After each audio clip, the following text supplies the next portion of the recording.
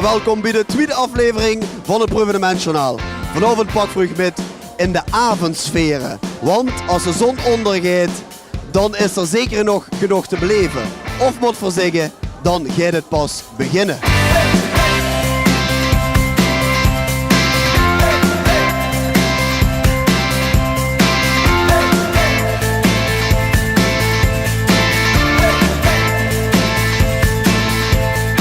Het concept van Moods is 10 jaar geleden begonnen. Toen waren met Marlstone Events zochten we een middel om onze klanten te bereiken.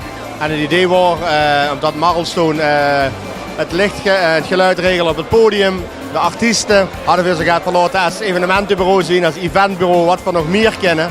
We begonnen een restaurant inrichten, een zaak, hoe we al die andere aspecten onder het licht brengen.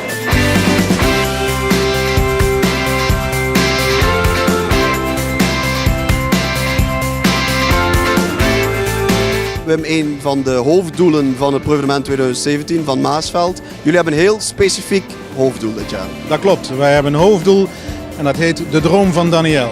En kort gezegd is dat Daniel staat symbool voor de bewoners van Maasveld. Maasveld is nieuw aan het bouwen en Maasveld had eigenlijk onvoldoende middelen om een nieuw zwembad te bouwen. Nou, daarvan hebben we gezegd dat kan eigenlijk niet, want meer dan 200 bewoners zijn echt afhankelijk van het zwembad. En wij willen door middel van een sponsoractie echt weer een nieuw zwembad realiseren. En wat ik zelf ook heel erg mooi vind, is het goede doel. Ja. En al die vrijwilligers die hieraan meewerken. En dat is ook echt Maastricht. Zoveel chariteit, zo'n sociale stad. En daar moeten we vooral ook aan denken als we lekker aan het eten en drinken zijn. Ieder bedrag is welkom.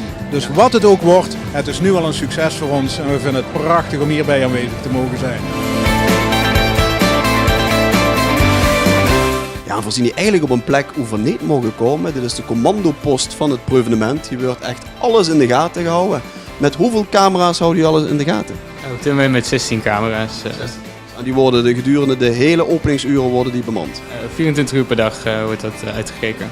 Ja, we kijken naar mensen die onrustig zijn in het publiek. Plekken waar het te druk wordt, brandveiligheid. Dat zijn dingetjes wat we voornamelijk in de gaten houden.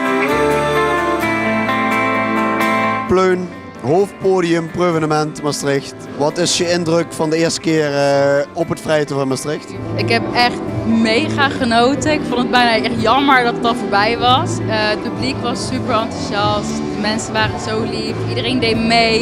Ik heb echt heerlijk gezongen. Het gaf mij zo'n vibe. Dus ja, ik heb hier echt heel veel van geleerd. Echt genoten.